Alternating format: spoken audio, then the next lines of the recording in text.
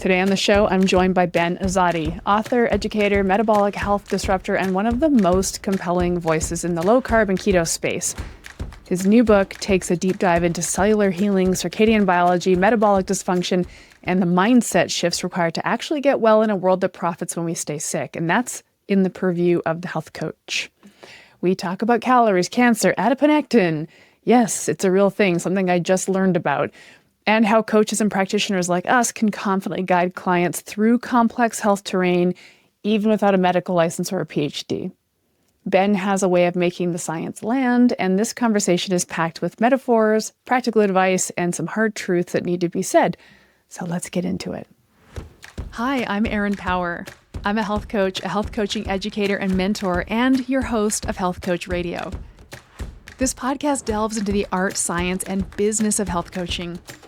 Whether you're aspiring to land a coaching dream job or to embark on your own entrepreneurial adventure, we cover it all. Our mission is to help you grow your career, elevate your income, change the lives of the clients who need your help, and leave a lasting mark in this rapidly growing field. It's time for health coaches to make an impact. It's time for Health Coach Radio.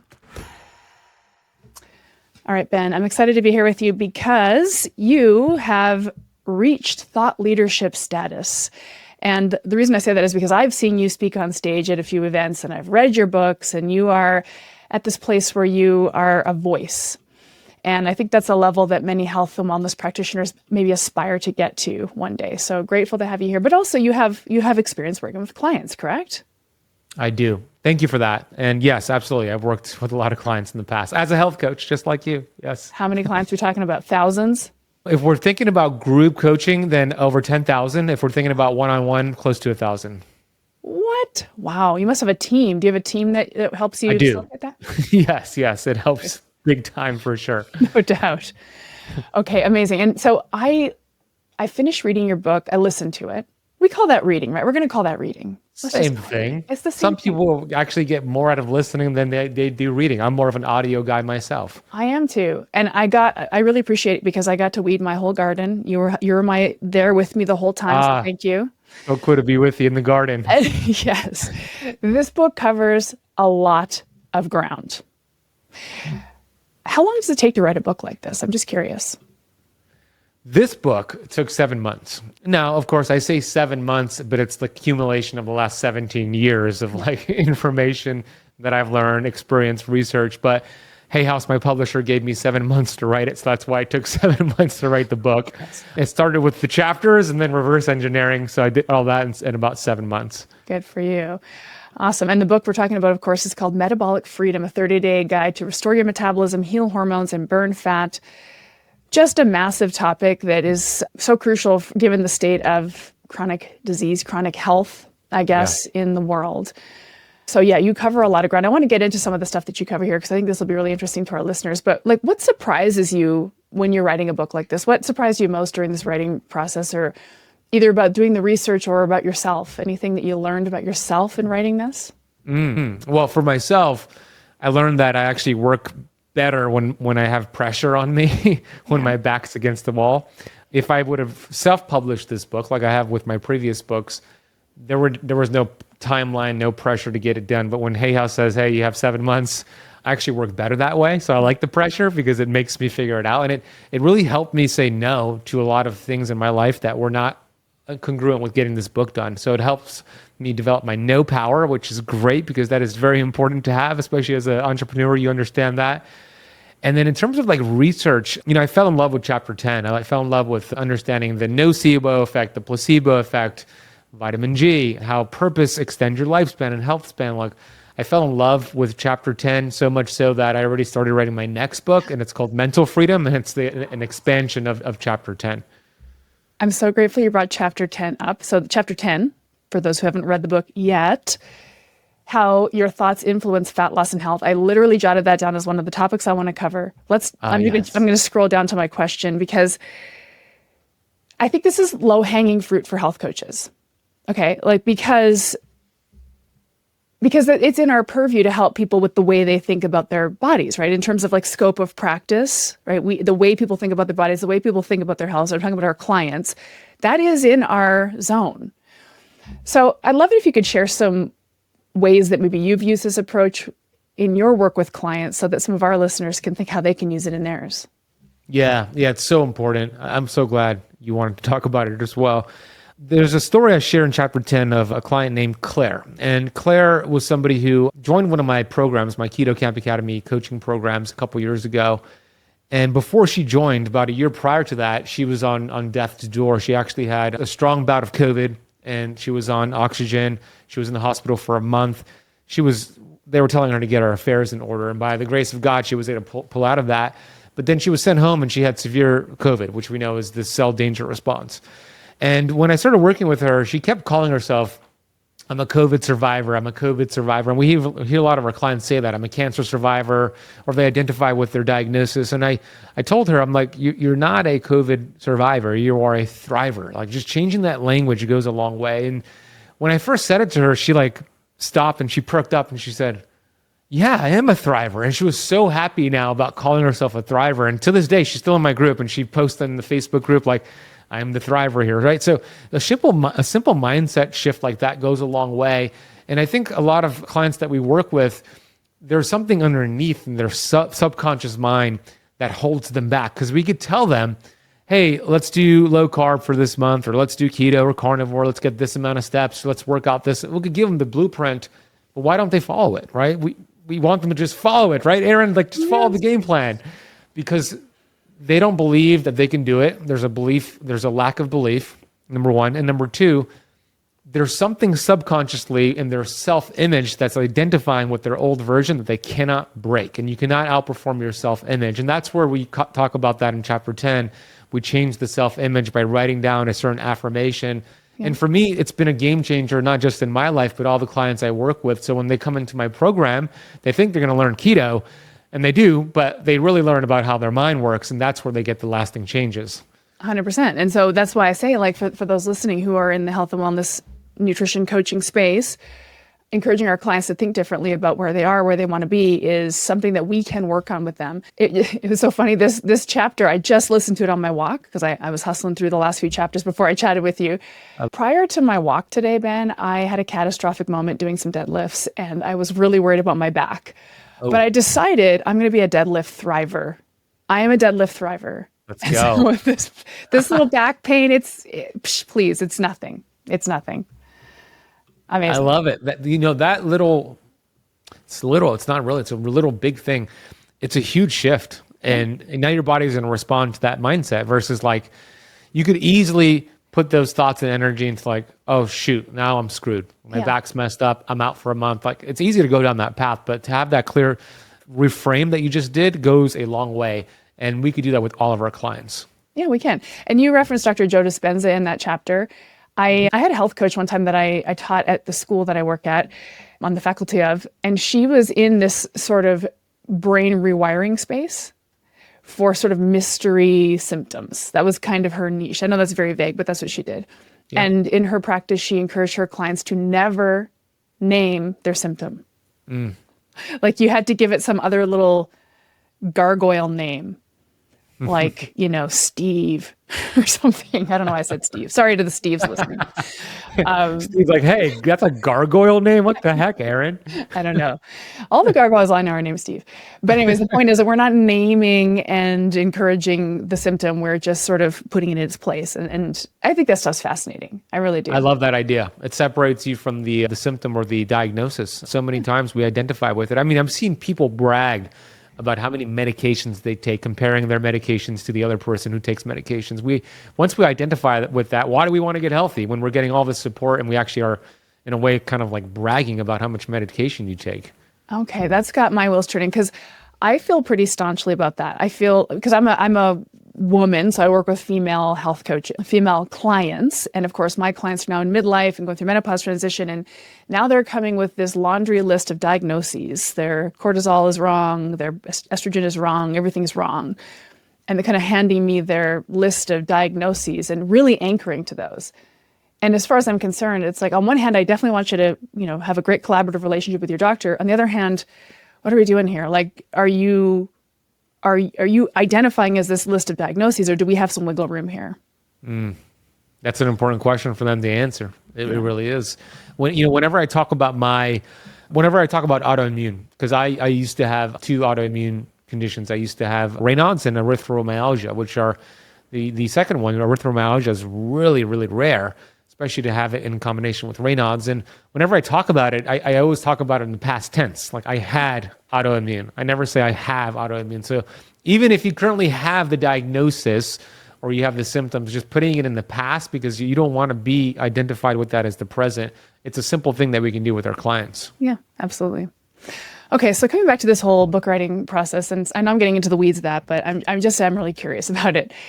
So when you write a book like this and any of the other books you've written, it gets really into the science of cell metabolism and biochemistry. And I suppose on some level it has to, because the audience has to understand like what's going on before they can figure out what to do, maybe.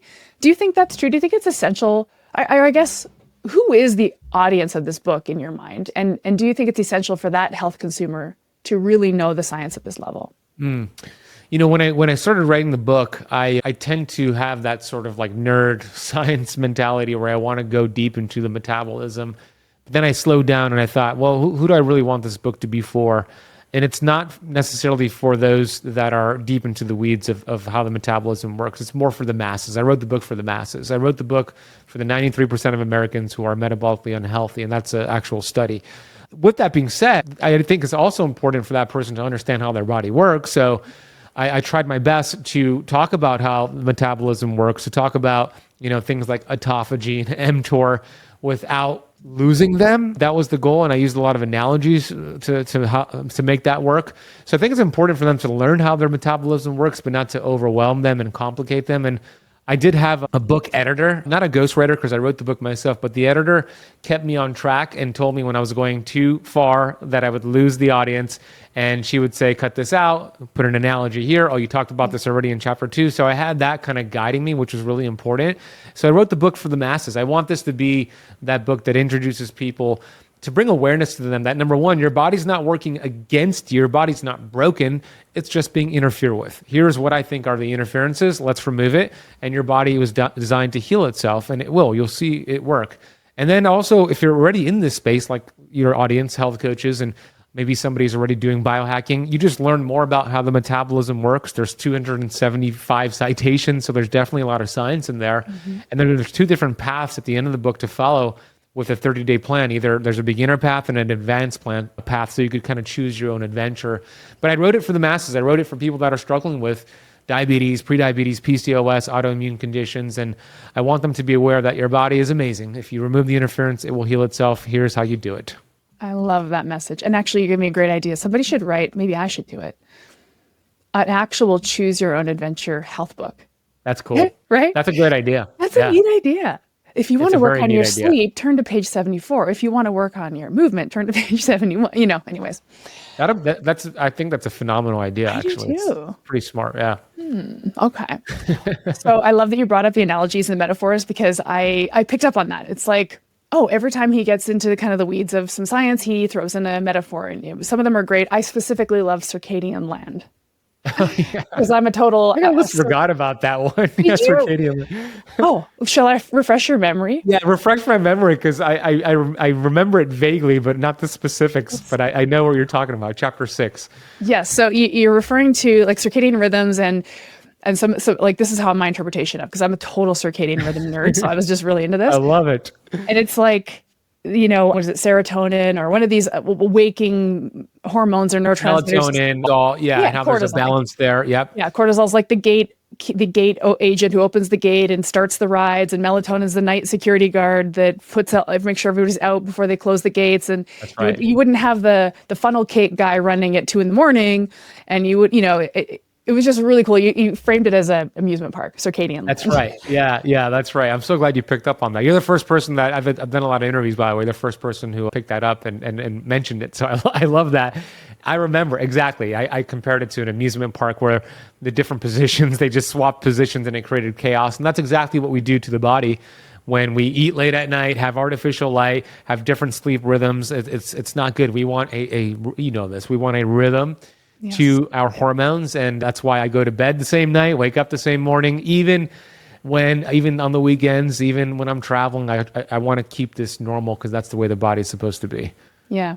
Just a small little thread to pull on that, because so a lot of people think, okay, the phrase balance your hormones. When I say that phrase, what if anything what happens to you when I say that phrase? I need to balance my hormones. What do you feel? Yeah. About that phrase? It's really just allowing your hormones to do their job. Yeah.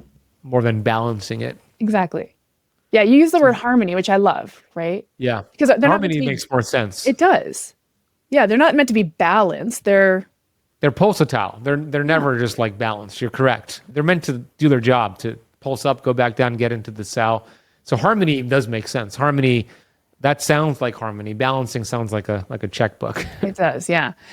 Cool. Okay. So one of the health topics, remember, I'm just going at you like pow, pow, pow, sort of handgun style here. One of the health topics that you mentioned in the book as one of our modern health scourges is cancer. It comes up here and there. It's not, I wouldn't say it's a central topic of the book, but it definitely is, well, one of the diseases of the modern age, right? Mm-hmm. Yep. Do you consider cancer to be a modern health scourge? Oh, yeah. I mean, the rates have risen tremendously in the last 50 to 75 years. So it used to be rare and then uncommon, then common, and now it's the second leading killer in the U.S. after heart disease. Yeah. So the reason I want to bring this up is because how do you think coaches and unlicensed health practitioners like us can talk about cancer? So personally, I'm nervous about it. I'm nervous. Yeah, I get that. When my clients say, I heard processed meats or red meats or why alcohol causes cancer, I immediately just sort of freeze. So it feels heavy. How do you feel like do you have any advice as to how we can navigate these conversations with our clients?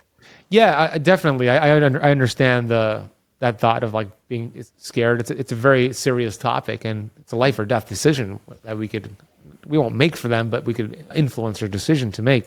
Focus on labs. We could look at the labs and look at inflammatory markers, and we could see if we're at risk or not, right? We could see if the food you're eating, your lifestyle behavior is working for you or against you. And that's where I kind of that's where I would put my energy and bandwidth in. Let's look at your labs. Let's see if it's actually true, because everybody's different as well. So we would look at, C-reactive protein, homocysteine, a full lipid panel, thyroid panel. Look at all fasting insulin, which is a really important marker when it comes to cancer, by the way, because insulin is a energy sensor and it signals growth.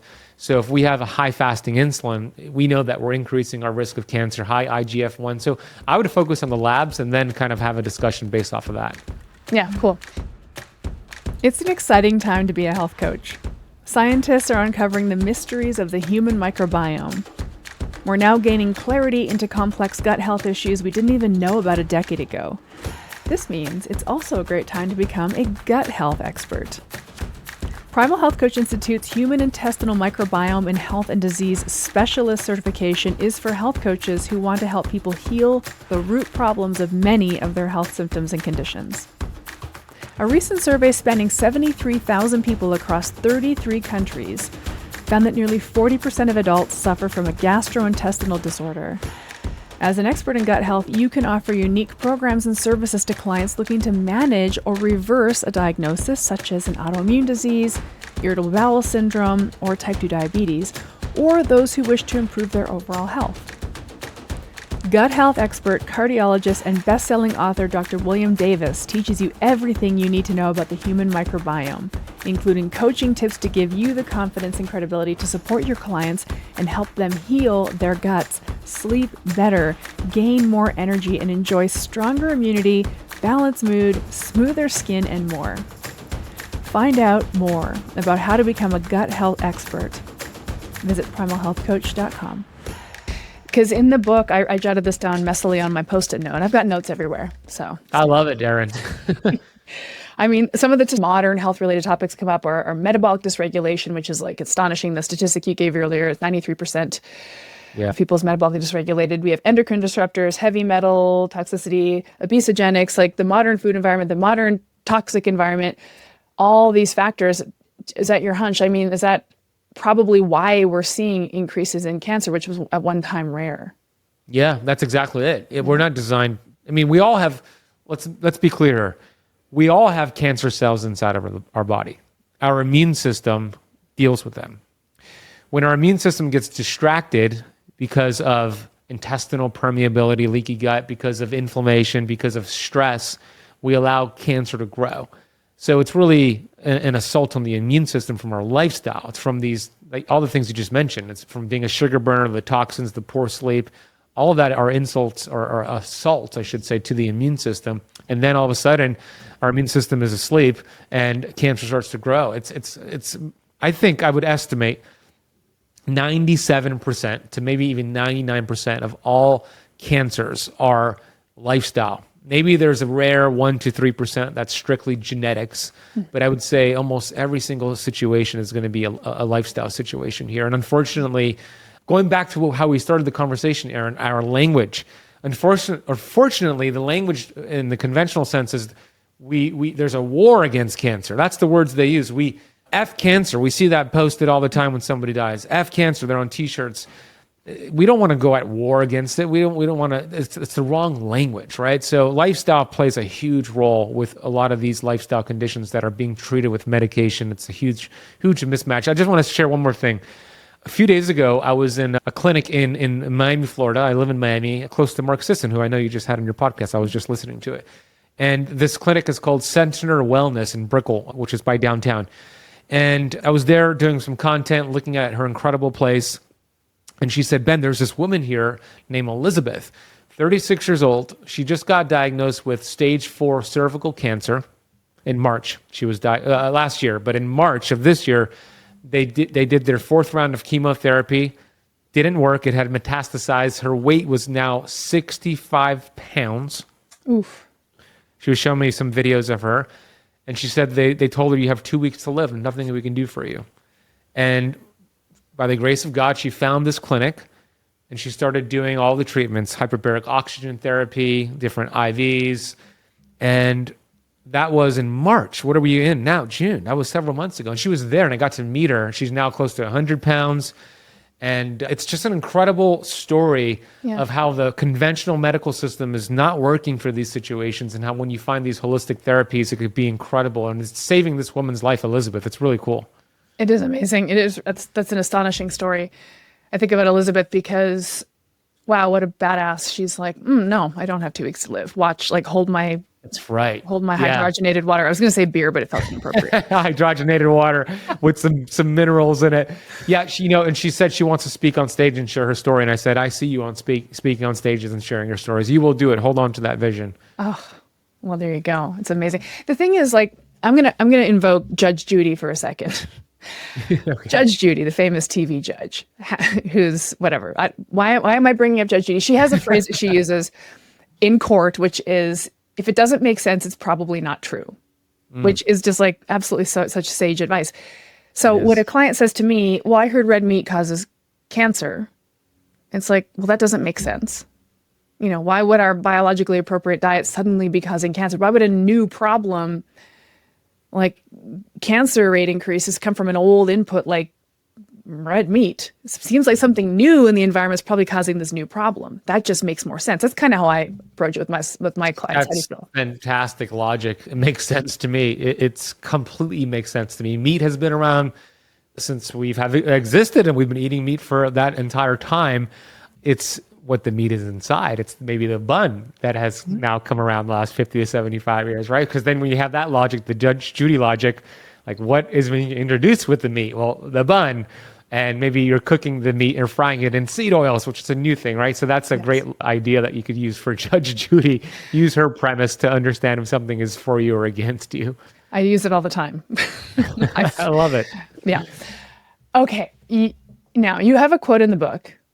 I'm going to butcher it or paraphrase it. I'm going to paraphrase it because I didn't write it down verbatim, but if Warren Buffett told you the secret to wealth was to spend less and earn more, you wouldn't feel super satisfied with that line of thinking. So now we're coming into the concept of calories. Okay. So one thing you really got me thinking about with calories is, I don't know why I never thought of this before. So I'd love to just have you kind of walk me through this, is the absorption of calories. So the whole calorie-centric sort of approach to weight management is calories in, calories out. But when the calories go in, stuff happens to them, I guess, right? Some are, there's an absorption piece to that where it's like, well, the calories that you actually consume through your mouth hole doesn't necessarily reflect what happens in your body. Can you talk to the absorption piece a little bit? Yeah, it's so true. And if calories matter, they're just not the most important thing. They're more of a distraction. There's a study I referenced in the book on fecal microbial transplant patients, and it looked at two different groups. They were both obese in the group, in both groups, and they were both eating the same food. They controlled everything. The only difference is that one group received a fecal microbial transplants from lean, healthy donors. The other group did not. And the group that repopulated their gut bacteria with healthy gut bacteria, increased their diversity, they started to lose weight and get healthier, right? Because they changed their gut. Their gut plays a big role. They were starting to assimilate and digest food better. They had less leaky gut, less intestinal permeability. So we cannot just say a calorie is a calorie. 1,000 calories of Skittles or Snickers or processed junk food is not the same thing as 1,000 calories of steak. You're going to feel so much better and more satisfied eating the steak versus the processed foods. And yeah, the quote was from Warren Buffett. It's like asking him, one of the richest men in the world, how did you get so rich? And you're like, oh my gosh, I finally get this answer from this brilliant guy. And he says, easy, just spend less than you earn. Next question. It's like the same thing we do to our clients when we say just eat less and move more. It makes sense, but how do you actually do that? And that's the point. And I'm glad you brought that up. That is the point. I mean, at the end of the day, a health coach's job is to help people enact the behaviors in their life. And so these throwaway messages, which can go viral on Instagram, which is great. Also in the section of the book, and I'm really testing your memory here on stuff that you wrote. So, but you, yeah, you are. You reframed starvation mode to survival mode, which I really thought was interesting, because the starvation mode thing, oh, I gained weight by not eating enough, that doesn't make sense. But if we're not eating appropriately, then there is a little survival fuel hoarding maybe paradigm going on. Can you describe the difference between starvation mode and survival mode metabolically? Yeah, great find. Exactly. The body always wants to survive. It's the number one priority, and the body is survival. It will do everything possible to survive. So we could put it in these states like intentional fasting, where we trick it to thinking that we're going through a famine, so we activate all these survival mechanisms. So the counter-regulatory hormones get activated. We increase human growth hormone, autophagy, cell cleanup, apoptosis. We're doing this intentionally, and then we balance it out by feasting and appropriately getting the right nutrition, especially protein. That is using this survival instinct inside of the body versus, what was the other word that you used? It was starving. That's what it was, starving versus starving. When you're starving yourself, it's a different way to look at it. I mean, people that are in third world countries and not eating food, they're starving. They don't have food available to them. We are different. We have food, and we're intentionally making that decision not to eat that food right now. But then when we do eat, we nourish ourselves, and there's a balance between feasting and famine, and that is the point. That is very different than just starving yourself every single day. Now, with that being said, if you have a history of an eating disorder, if your client has a history of eating disorder, then tread very lightly. Maybe fasting is not appropriate at all, but I'm talking about the average person who has food readily available.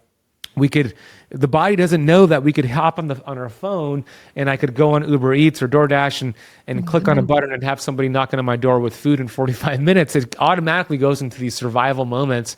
And these survival instincts are very beneficial to our body when they're at the right dosage, but not too much of it. And that's where the word balance here is appropriate. You want to balance it out with feasting as well. 100%. I do like that. I do love hearing the word feasting in the context of metabolic health, because I work with women who are my age. And so we just all have a low grade eating disorder. And I'm not saying that to downplay eating disorders. I had a severe one, right? But women who came up through the 90s and 2000s, we were just very good at not eating enough. And then they hear narrative around fasting and think that's what I should be doing. And there's tons of benefit to fasting. But my perspective is, well, you don't really even know how to eat. Let's start with figuring out how to feast, because that feast signal is really crucial for human metabolism. And then once we got feasting down pat, then you kind of have a leverage point from, to try fasting at least. So when you're not fasting, at least you know how to eat.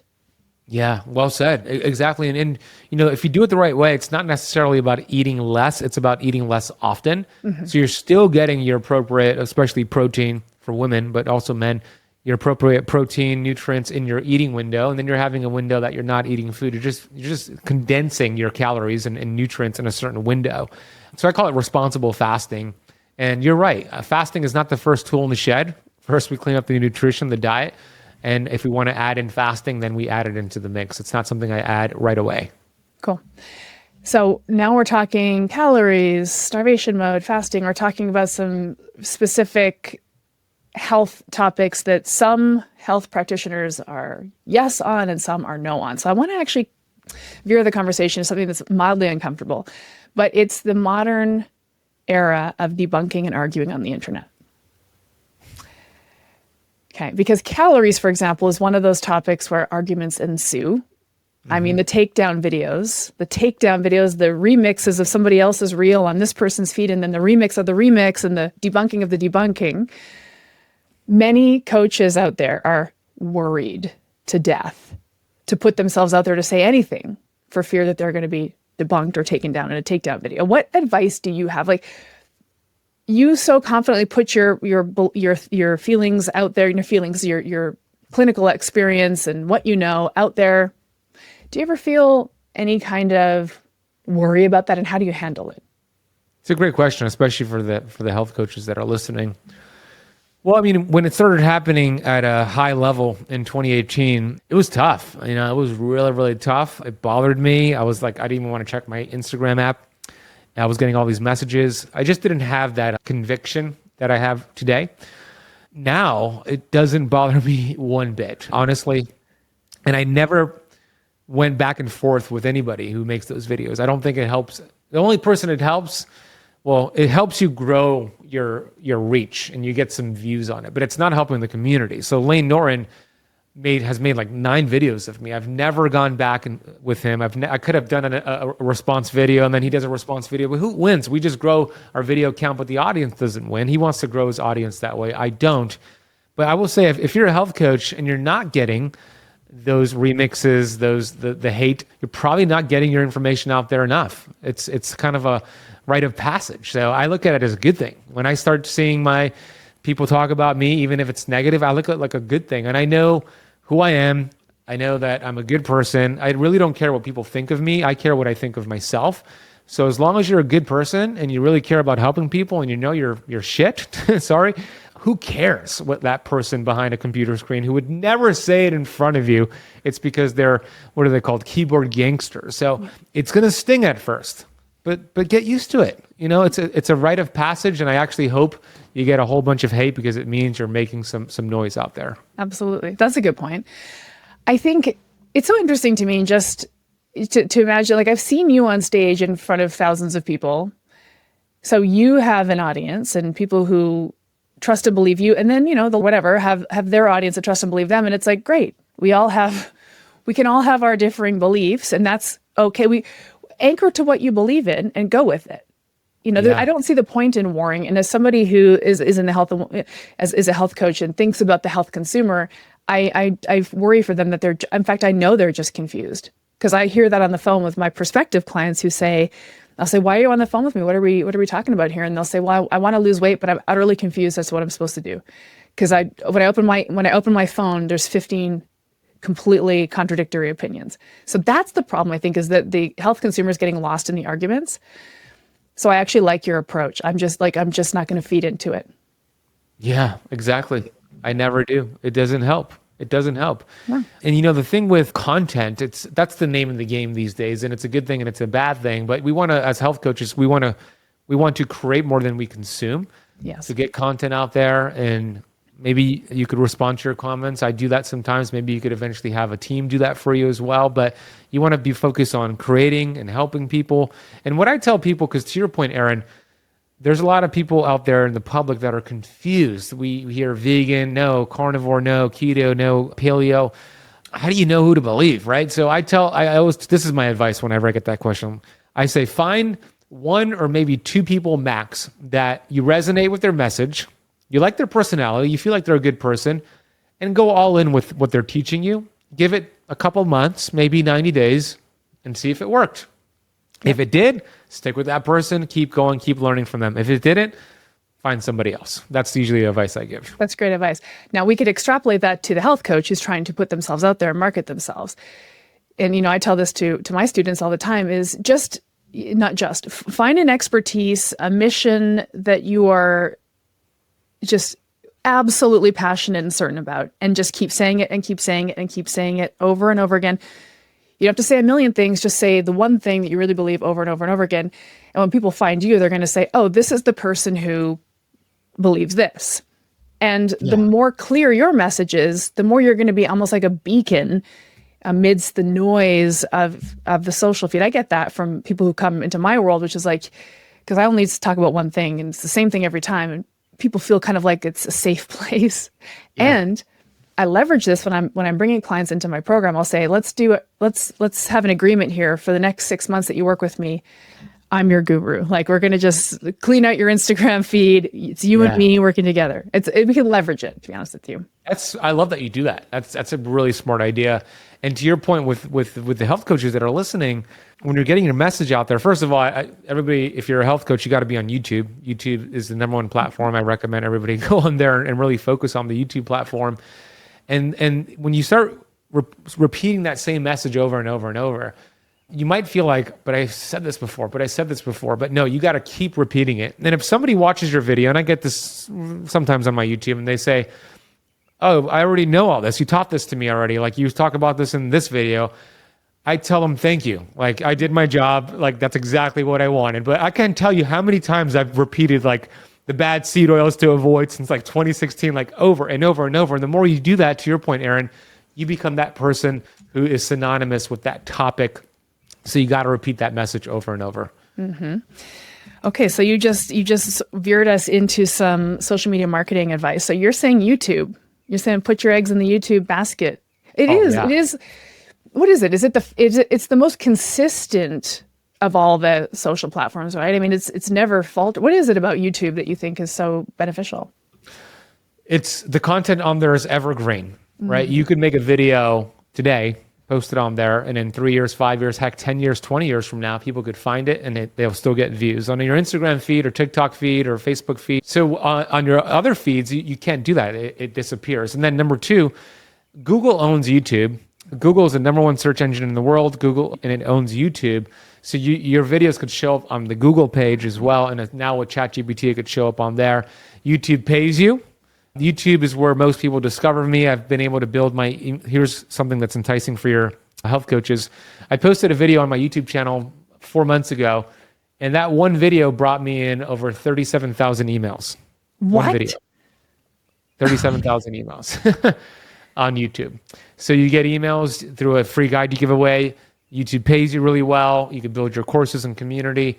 YouTube's here to stay, and you develop a relationship with them because you're creating long-form content versus a 60-second reel. I'm not saying not to do that. Keep doing that, but it's different when you have a 10, 20, 30-hour-long video. They really develop a relationship with you. Now, there's somebody who texted me or messaged me on Sunday on Instagram. I'm not going to say their name, but they're a huge celebrity, and I thought this was like I thought I was being catfished.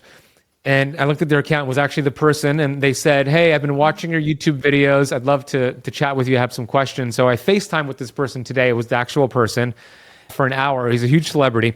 And he said he found me because he's been binge watching my YouTube channels. He loves what I'm teaching, and he wants me to hire me to be his nutritional advisor on his upcoming tour, right?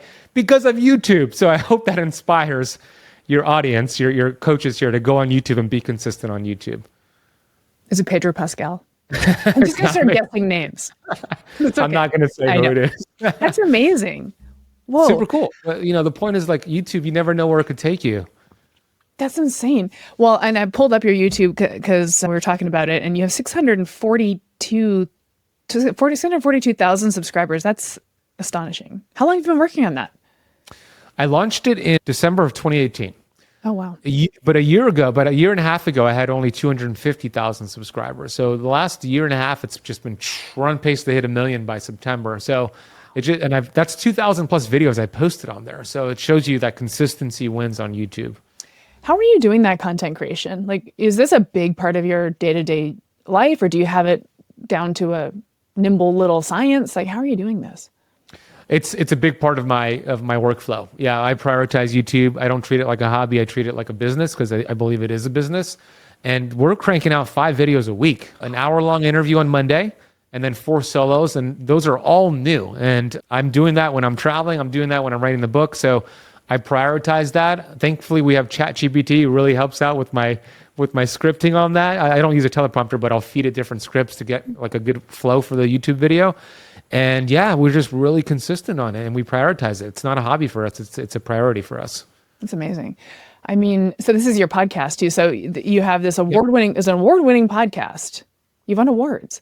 So your interview every once a week and your solo episodes go on a podcast platform too?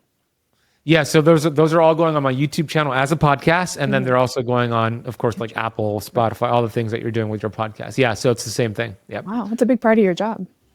It is, yeah. And what's interesting is that the YouTube gets way more downloads than my audio podcast. We do well in the audio podcast, but we get like, I don't know, I have to do the math. I think like 500-fold more downloads on YouTube for the podcast versus the audio podcast. You know, we do like getting sort of business advice. This one thing we talk about on this podcast a lot because we end up speaking to folks like you who've had a great deal of success. And, you know, you're at such a high level. We have coaches of all levels listening, people who are intermediate to advanced or just getting started. But at the end of the day, you have to put yourself out there and it is part of your job. I tell this to new health coaches all the time who tell me, I don't want to go on Instagram. It's such, it's so low vibe. And it's like, yeah, but that's where everybody is. And it's part of your job to talk about what you do. So make it part of your job. You've done a really great job of that. You know, they're really being selfish when they give that excuse because people on Instagram could hire them and they could change their life. They could reverse their diabetes or reverse their PCOS. Like your clients are on there. To your point, Aaron, if you're saying, oh, I don't want to go on there because whatever reason it is, you're being selfish. That's where your audience is, or at least part of your audience. So go out there and go get them. They're on there. They will find you. Yeah. Well, I don't want to brag, but my YouTube channel has 500 subscribers. Soon to be 500K. That's right. Wait for it. It will be, honestly. If you keep posting on there and get intentional with it and you start learning which videos do well, which videos don't perform as well, and you make changes. I mean, I've posted 2,000 plus videos, and it was the first 6 months I had 342 subscribers. And then it started to grow a little bit. But even a year and a half ago was, 250,000 subscribers is great, but for the amount of like energy I put into it. So it's just, the more you put into it, the faster it'll grow for you. That's amazing. Do you geek out on the metrics or do you have a team that's tackling that for you? I have a YouTube coach who tackles that, but we have a call every other week and he shows me all the metrics and we get to kind of see what works and what doesn't work. It's pretty cool. A YouTube coach, writing that down real quick. Yes. Okay. Speaking of nerding, I'm going to come back to the book now because something I learned about in your book that I've never somehow run into in my personal history as a health nerd is adiponectin. Adiponectin. It sounds like, granted, my ears perked up when you said about skin. I was like, oh, that sounds interesting. Teach me about adiponectin real quick, if you don't mind. Yeah, so adiponectin is a very unknown fat loss hormone, a fat burning hormone. So we have, T3, which is a very important hormone for fat loss and other reasons as well. We have testosterone, we have human growth hormone, and then we have adiponectin, which doesn't really have the limelight there. But when you activate adiponectin, it kind of shuttles fat storage away from visceral fat and belly fat to subcutaneous fat, which of course is a lot healthier to have subcutaneous versus visceral fat. And it also helps with metabolism and ATP output as well. And there's certain foods that help to kind of boost or activate adiponectin that I talk about in the book. I don't remember the whole list, but I know it was like salmon. Mm-hmm. I believe there were some berries involved. And you have a list there. Olive oil, berries. Yeah, exactly. So there's certain foods fish, small fatty fish, certain foods that you can eat on a consistent basis that has been shown through some of the research to activate adiponectin. And the more you get activated, the more fat you're going to burn. And the more, when you store fat, it's not the dangerous visceral fat, it's more of the subcutaneous fat. So it's not a popular fat burning hormone, but it's a really important one. Well, is there an adiponectin video on your YouTube channel that I can binge later? There might be, I don't know if I did a dedicated adiponectin video, but I know it's sprinkled into a few videos. So maybe if you search for it, it might pop up. I'm not sure. I'll check into it. I'll let you know how that goes. Okay, you let me know because I'm actually curious about that. No, that was cool. I really, my ears perked up. It's like, Because I mean, a lot of the stuff you talk about in the book is stuff that I absolutely love. I geek out on. The whole time I was just like fist pumping. I was like, this is so great. And then that one perked up. It's like, why do I not know anything about this? Okay, I'm one more into the weeds thing. So at the end of the book, you have this list of cutting edge biohacks. And what I liked about this section of the book was that it was a nice, tidy list. It didn't feel overwhelming, which sometimes I honestly find I can find biohacking a little overwhelming. Oh yeah, me too. Okay. I was just at a conference, and I won't say where, but I was just at a conference and there was like 300 vendors. It was overwhelming. Yes. Yes. So your list was nice and tidy. I want to zero in on one thing specifically, which is vinegar. Yeah. The reason I want to zero in on vinegar is because I keep hearing about this apple cider vinegar. Even my clients ask me about it. And I don't know the mechanism of action as to how or why apple cider vinegar would help with blood glucose response or insulin response. My question for you is, does it have to be apple cider vinegar, or can it be balsamic? Can I just have a nice vinegar? Because I don't like apple cider vinegar. You don't like the taste of it? I don't like it. I just don't find it very, it's not. Yeah. I don't like it either. I don't like the taste of it either. I understand. Yeah, it could be vinegar. It's the vinegar that really, apple cider vinegar is just like the buzzword these days. It's very popular. So we tend to say apple cider vinegar, but it's really the vinegar piece. And what it does, of course, it has acetic acid, which is a very important short chain fatty acid. It also slows gastric emptying. So it slows digestion a bit, which prevents that high postprandial glucose spike. And especially in diabetics and those who have insulin resistance, it really works well for them. It could blunt that postprandial glucose response 34% in some studies I've seen, up to 50%. Even in high carbohydrate meals, ideally if you're diabetic, you don't want to have high carbohydrate meals, but if you were, having 2 tablespoons of vinegar or apple cider vinegar can help with that. And then it could also be a game changer for people who eat too late at night, which you don't want to do that. You know how important it is not to do that, but it also helps to digest that food better. And it helps with bloating. It helps with even acid reflux. People think it's too much acid. It's the complete opposite. It actually makes you more acidic, right? So I like it. I think it's a great tool. Now, it could be rough on your teeth, so dilute it with water and drink it through a straw. And I think it could help. 1 to 2 tablespoons of either apple cider vinegar or vinegar. I've seen it help with a lot of my students as well. And people seem to love it. It's all the rage these days. Are you a daily vinegar user? Is it part of your program? I wouldn't say daily, but I definitely use it every week, yeah. Okay. Well, as I mentioned, I was in the garden and my salad greens are coming in. So I'm just going to enjoy a lot of olive oil and balsamic vinegar dressings and just biohack my salad with the adiponectin from the olive oil. That's right. Yes. You know what else is you're going to get from the olive oil? I didn't talk about this in the book. I don't think so. But olive oil, I learned, activates the oleocanthols in the olive oil activates autophagy, like specifically in the brain. Ooh. So brain autophagy, which is the cellular cleanup, Pac-Man going through your body, and it happens in the brain. So I love a good olive oil. That sounds like a very delicious meal there. I never thought of autophagy as Pac-Man, but now I will never unhear that. Yeah, I think of it as Pac-Man. Oh my gosh, this is so fun. So Ben, as you know, most of our listeners are health and coaches and practitioners, people trying to lead others through the noise with clarity and care. So what's one mindset shift or piece of advice you'd offer to coaches who feel pressure to have all the answers, especially when they're navigating the complex topics like metabolism, cancer, chronic health in this very online world? Any piece of advice for the coach listening? Yeah, I love this question because this is something I struggled with for a very long time. I felt like I needed to know everything. And I have found, and I really hope this is valuable for your listeners here, I have found when you don't know the answer to something, instead of pretending you know something about it or kind of trying to figure it out, instead of doing that, when you say the words, I don't know, I'm not sure, that's actually very powerful, because when you do know something, they're going to really believe you know it. And when you don't know something, you're going to admit you don't know. And you could say something like, I am not sure. Let me do some research on this and get back to you. Or this is not my area of expertise. Like I get asked about Ozempic all the time, and that's what I say.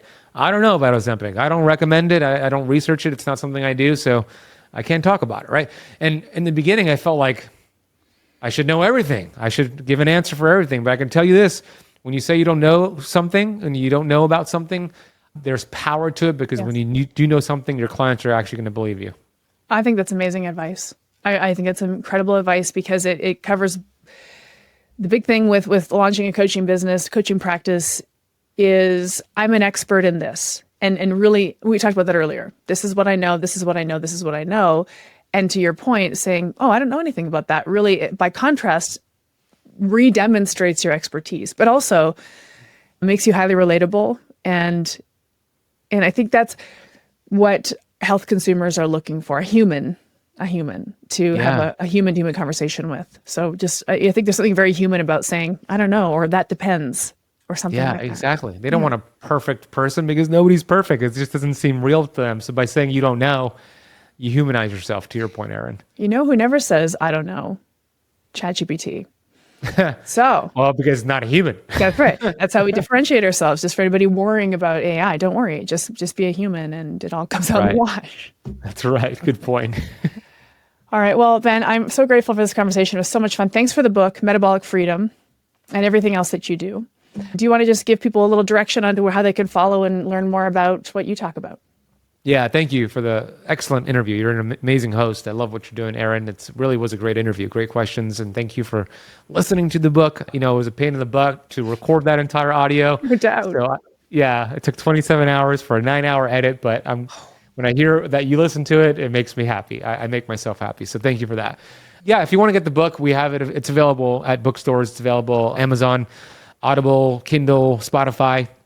And my website is benazadi.com. You could learn more about me on there. There's a contact form. My YouTube channel is also on there. All my social media is on there. So I would say that's the best place to look me up. It's benazadi.com. And I have my Metabolic Freedom podcast, and you could listen to that. We're 1,000+ episodes into that. A lot of the guests you've had, like Mark Sisson as well, who endorsed the book, is also have been a guest on the podcast too. Amazing. Wow. Thanks so much, Ben. This was such a delight. Thank you for teaching me everything about adiponectin and all the fun stuff we talked about. And I really appreciate the work you're doing. I appreciate the work you're doing. Thank you so much, Erin, for the awesome interview. This podcast was brought to you by Primal Health Coach Institute.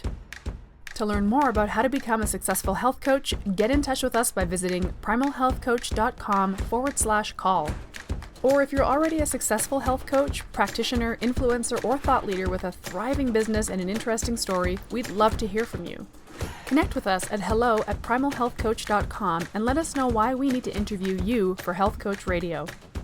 Thanks for listening.